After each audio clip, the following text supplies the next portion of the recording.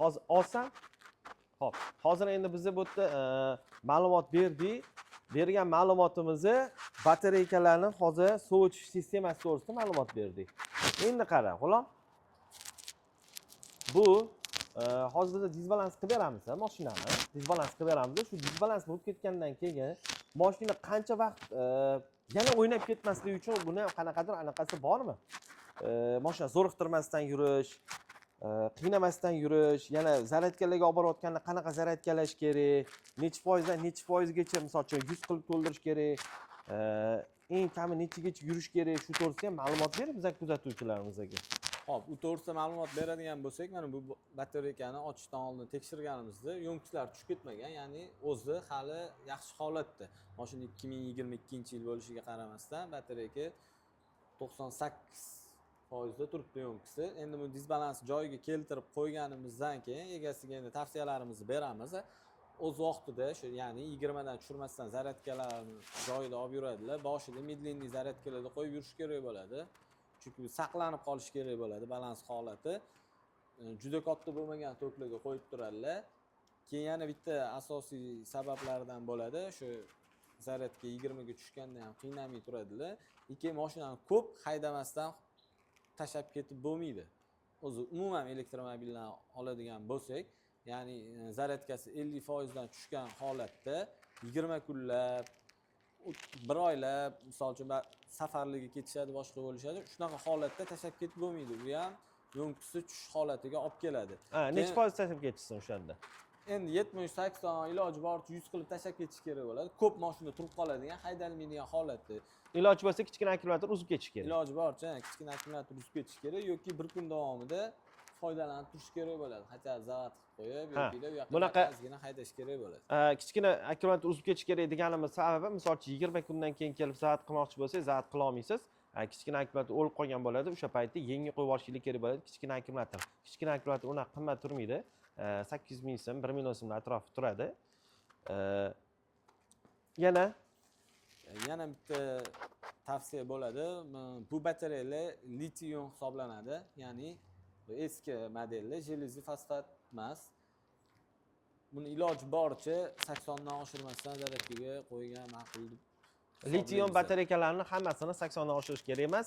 Jelezli fosfatlarni 100 gacha to'ldirib berasiz. 100 gacha. Endi bizda bu elektromobillarga, g'ulomkaling ko'tar. Elektromobillarga keladigan bo'lsak, batareyasiga BYD modellarini hammasiga tagiga temir защитниlar bor. Temir защитниlar bitta ko'rsatib kelibdi, tanishtirib ko'rsatib o'tib ketamiz. Bizani kuzatuvchilarimiz, bizani obunachilarimizga. Xo'p. Mana bu защитный BYD Han L2 bo'ladi. Han L2 yoki Tang L2. Mana bu yerda yozib qo'yardi, bu qismida yo'q ekan. Xo'p, защитныйimizni xullas juda qalin anaqadan ishlangan, temirdan ishlangan. Bu защитныйimizni hammasi Xitoydan keladi. Xitoydan keladi. Bu zakaz asosida keladi защитныйlarimiz. Hamma modeliga bor xullas. Mana BYD Han L2 bu yoqda ekan. BYD Han L2 ning rangi qora.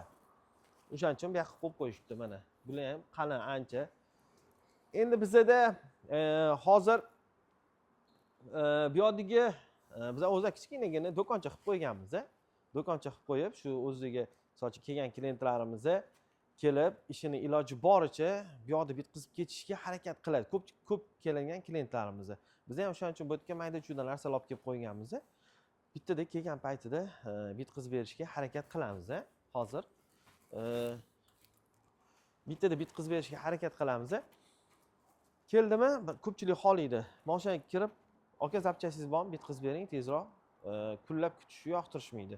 Hozir o'zi Xitoy zapchaslari juda topish bir xil mashinalarga bor, topish qiyin. Bizda bu yerda asosan BYD ga olib kelib qo'yganmiz. Keladi. Shu 1 soat 2 soat ichida mashinani bitkazib chiqib ketadi.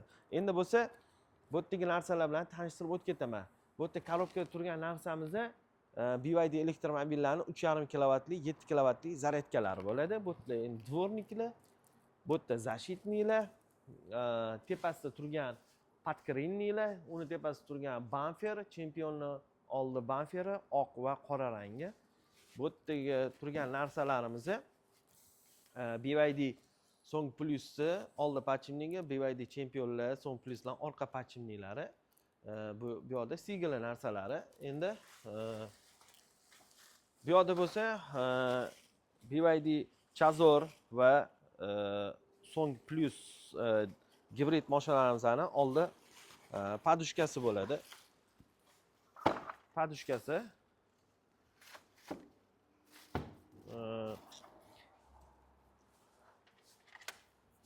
bu yoqda tepadagina brizgaylar.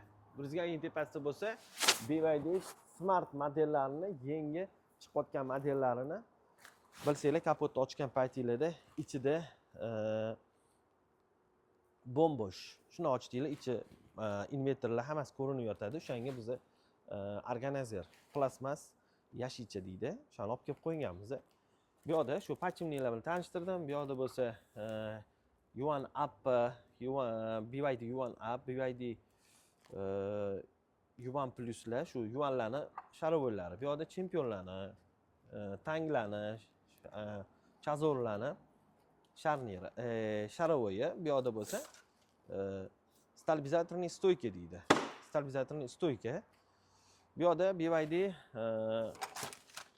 anaqaniki Song Plus'ni orqa seli kulaka. Bu kulaka keladigan bo'lsa, bitta o'zi rezinoviy sani blok turadi. Bitta, ikkita, uchta sani blok turadi. Biz buni oldirib tashlab, mana bunaqa merskidan yasatib, vtulnichniy qilib, ichini polniy usulinniy qilib yasattirib qo'yganmiz. Endi bu yoqda keladigan bo'lsa, BYD rechelarini oldi Y2, Sigel, Chazor, Champion, Song Plus o'sha mashina modellarini mana bunaqa qilib usulinniy sani blok qilib, mana ichini ko'rayotgan bo'lsanglar, yaqinroq kelgan bo'lsa, to'liq ichi sani blok. Bu yasalgan o'sha boshqa mashinaniki, katta sani bloklar. Va o'ziniki bunaqa bo'ladi, ichi kesilganlik bo'ladi. Kichkina razmerda bo'ladi. Bu razmerimiz qo'yilgani katta razmer, bu kichkina razmerni o'rniga qo'yganmiz.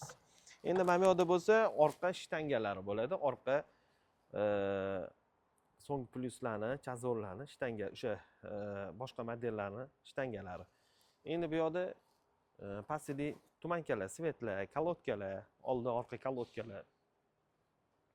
Bu yoqda endi gibridlarimizning воздушный filtrlari va bu yoqda tepada turgan hamma narsa bu yoqda tepada turgan hamma narsa salon filtr bo'ladi. Salon filtr bo'ladi. Tepada turgan moylar bo'ladi. Bu gibrid moylari, Lisang o'zining original moyi. Bu yoqda bo'lsa, anaqani BYDning original moyi. Endi bu yoqda bizning instrumentlarimiz bor. Har xil instrumentlar, kompyuterlarimiz ikkitalab. Bu yoqda endi disbalans apparatlarimiz, bu yoqda ham batareykaga disbalans apparat ishlatyapmiz. Bu yoqda maslinik filtr, to'plinik filtrlar. Keyin bitta bu yoqda ham tanishtirib o'tib ketamiz. Xusan, mana bu kimnikimi? Endi bizaniki ahamiyat bermaysizlar. Bu sochuvlarimizda mana shu vitrinani changlarini archiga qo'yib qo'yganmiz. Bu moylarimiz xullas BYD gibrid va hamda va boshqa modellariga quyib beriladigan motorli moy bo'ladi. Bu moyimiz 0 ga 20 full sintetika. Endi qaranglar. BYD, Leopard, Denza, Yangwang. Bu BYDni o'ziga chiqarilgan, quyib bersa bo'laveradi, bu boshqa modellarga. Endi bu shu mashinalarga, sanab o'tgan mashinalarimga bemalol tushadi. Bu yoqda bo'lsa, Lisangning original moyi. Hozir bizda Lisang mashinalar juda ko'payib ketgan. Li6, Li7, Li8, Li9 va Li1 ham bor yuribdi O'zbekistonda. Bu motorli moyi Shell. Bu ham 0 ga 30 full sintetika.